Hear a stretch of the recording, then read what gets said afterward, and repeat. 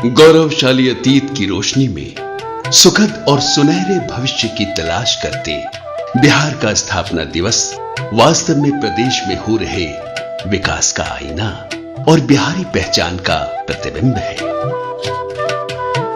बिहार दिवस मनाने का उद्देश्य है कि जो संकीर्णताएं लोगों के मन में हैं, उनसे ऊपर उठकर एक बिहारी अस्मिता की अनुभूति हो, लोक उत्साह का प्रकटीकरण हो और इस बात का आत्म गौरव हो कि हम सब बिहारी हैं। बिहारी संस्कृति, संस्कार और पहचान को सलाम करते स्थापना के 98 वर्षों बाद 22 मार्च 2010 को इस माटी के सपूतों ने जिस धूमधाम से उत्सव मनाया, इसे सदियों तक याद किया जाता रहे।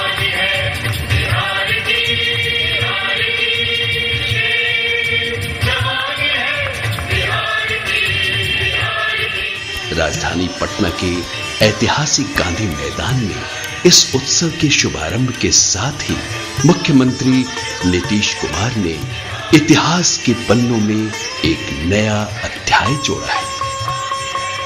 इस ऐतिहासिक पल को साकार करते मुख्यमंत्री नीतीश कुमार ने गांधी मैदान के मुख्य मंच पर दीप प्रज्वलित कर कार्यक्रम का उद्घाटन किया। कार्यक्रम में उप मुख्यमंत्री सुशील कुमार मोदी और अन्य गणमान्य व्यक्ति मौजूद थे। गुब्बारों को उड़ाते हुए मुख्यमंत्री ने प्रदेश के खुशहाली की कामना की।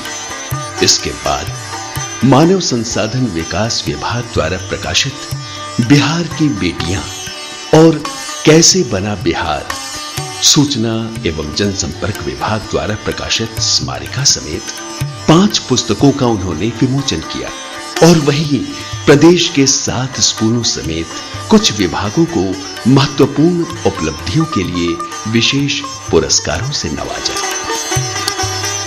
प्रदेशवासियों को संबोधित करते मुख्यमंत्री नीतीश कुमार ने जातिगत भावनाओं से परे हटकर सिर्फ बिहारी बनने की सलाह दी। उन्होंने कहा, हम विकास कर रहे हैं, पर हमें विकसित राज्य बनकर दिखाना है। हम भारतवासी हैं, इसका भाव हमें कूट कूट कर भरा हुआ है। यह बहुत ही अच्छी बात है। वहीं दूसरी तरफ बिहार की कोई आइडेंटिटी, इसकी कोई अस्मिता नहीं रही। सीधे अधिक से अधिक पहचान के लिए अस्मिता क्या रही? हम विभिन्न जातियों में बटे रहे और जिस दिन लोग मन से बिहारी बन जाएंगे, बिहार को आगे बढ़ने से दुनिया की कोई ताकत नहीं रोक सकती। तो इसके लिए जरूरी है कि बिहार सब राज्यों को पीछे छोड़कर सबसे आगे निकल जाए। तो 15% का विकास दर हासिल करना है। 2015 तक बिहार को विकसित प्रदेश बनाना है। इसके लिए बिहारी बनके दिखाना है। इस अवसर पर उप मुख्यमंत्री सुशील कुमार मोदी ने बिहार के विभाजन को वरदान बताते हुए कहा कि अब बिहारियों का स्वाभिमान जागा है। प्रत्येक बिहारी को सूबे के विकास का संकल्प लेना होगा, तभी सूबे की प्रगति का विकास संभव है। तो जब बिहार झारखंड एक था, तो भी वहां की खनिज संपदा का लाभ उठाकर इस बिहार में न तो उद्योग धंधे लगे, न इस बिहार का कभी किसी ने विकास किया।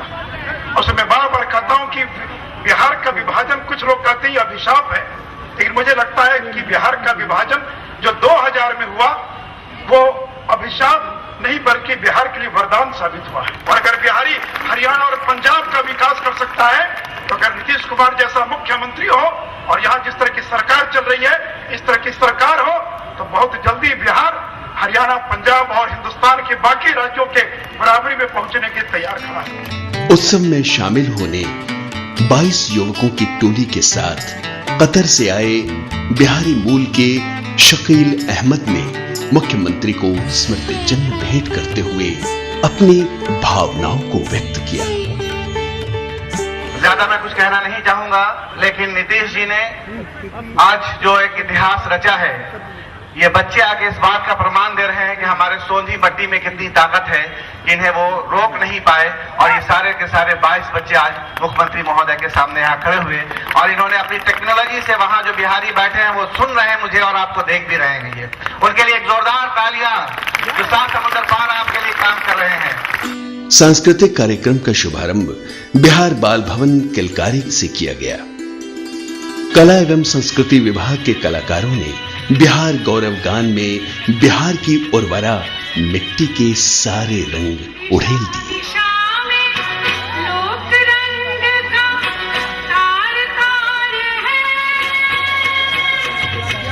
दिशा दिशा में लोक रंग का तार तार है, महका महका सोंधी माटी का बिहार है। दिशा दिशा में लोक रंग का तार तार है, महका महका सोंधी माटी का बिहार है।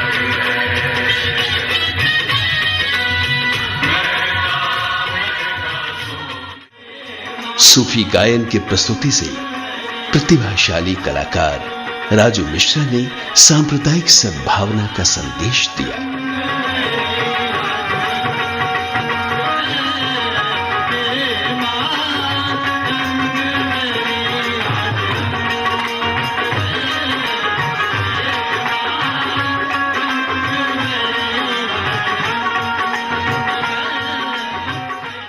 दूसरी तरफ भिखारी ठाकुर मंडप में कलाकारों ने भजन और लोकगीत की प्रस्तुति से श्रोताओं को झूमने पर विवश कर दिया।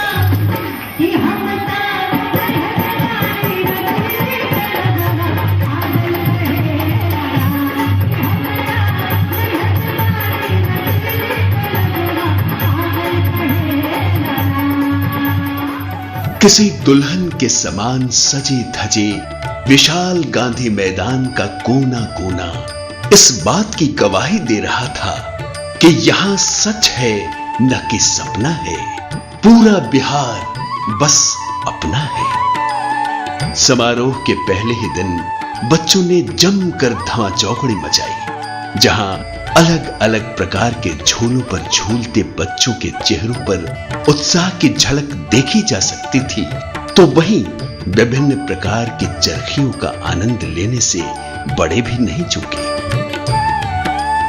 लड़के लड़कियों की टोली पतंगे उड़ाने में अलग ही मशहूर नजर आई। मैदान में एक तरफ 10,000 वर्ग फीट में बच्चों की बनाई विशाल रंगोली अलग ही आकर्षण का केंद्र बनी थी। इसमें अशोक चक्र, बौद्ध स्तूप और बिहार के मानचित्र समेत सूबे के गौरवशाली इतिहास से जुड़ी अनेक आकृतियां साकार की गई थी।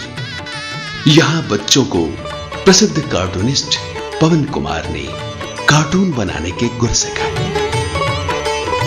प्रतिभा की धनी बिहार की बेटियां जहां हर क्षेत्र में कामयाब हैं, वहीं जूडो, कराटे और ताइक्वांडो में महारत हासिल कर आत्मरक्षा के लिए अब किसी पर निर्भर नहीं है।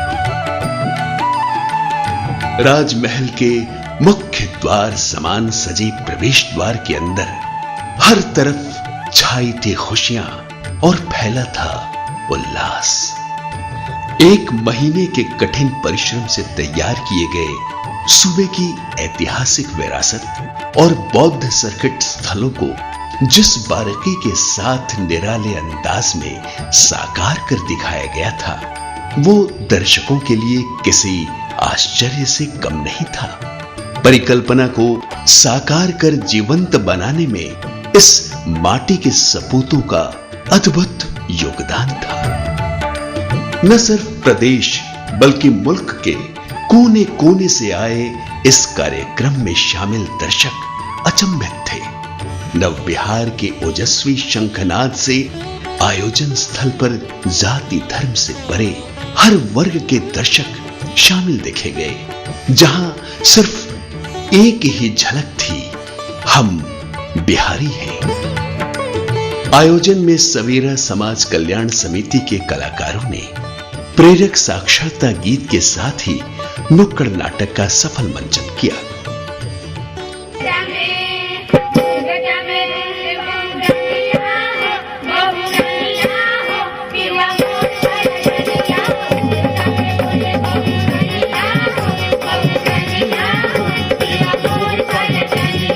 कलाकारों ने बिहार गाथा का गुणगान खूबसूरत अंदाज में पेश किया।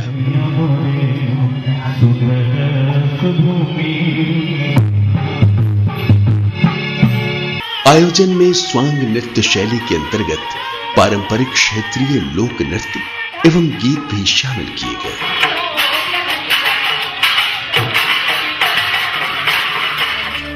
अक्षरांचल की ओर से नारी शिक्षा पर आधारित प्रेरक गीत के साथ लघु नाटिका का मंचन किया गया।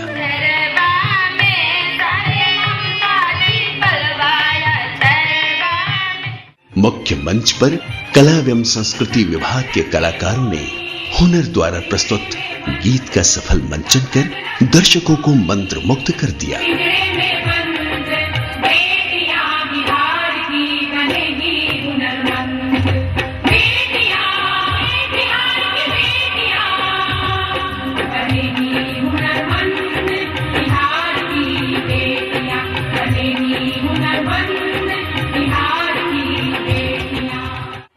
कलाकारों ने उत्सव में पारंपरिक झूमर और कजरी गीतों से समा बांध दिया।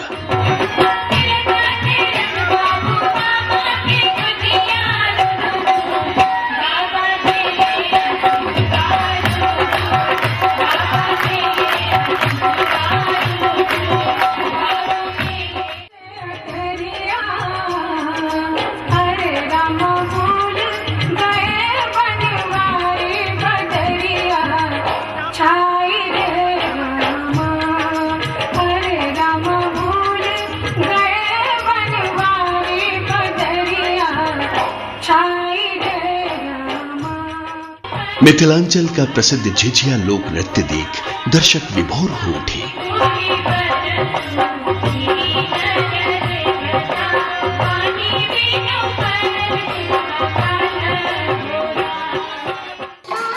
आयोजन में प्रादेशिक भाषाओं के अनेक लोक गीतों की मनभावन प्रस्तुति की गई।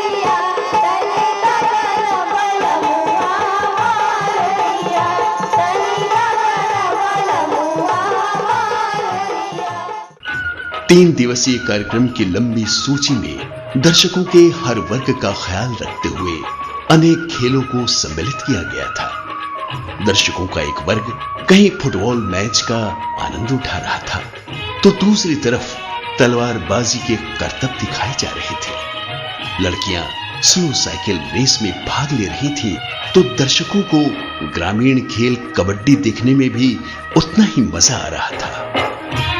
मेले में प्रदेश के लजीज व्यंजनों की खुशबू अलग ही आकर्षित कर रही थी। कहीं चंद्रकला और रसगुल्लों में लोग खोए थे, तो महिलाओं का वर्ग चाट पकौड़ों और गोलगप्पों में उलझा था। यहाँ बाढ़ की प्रसिद्ध लाई और सुपौल के खाजा से लेकर भोजपुर की प्रसिद्ध लिट्टी चोखा सभी कुछ मौजूद था।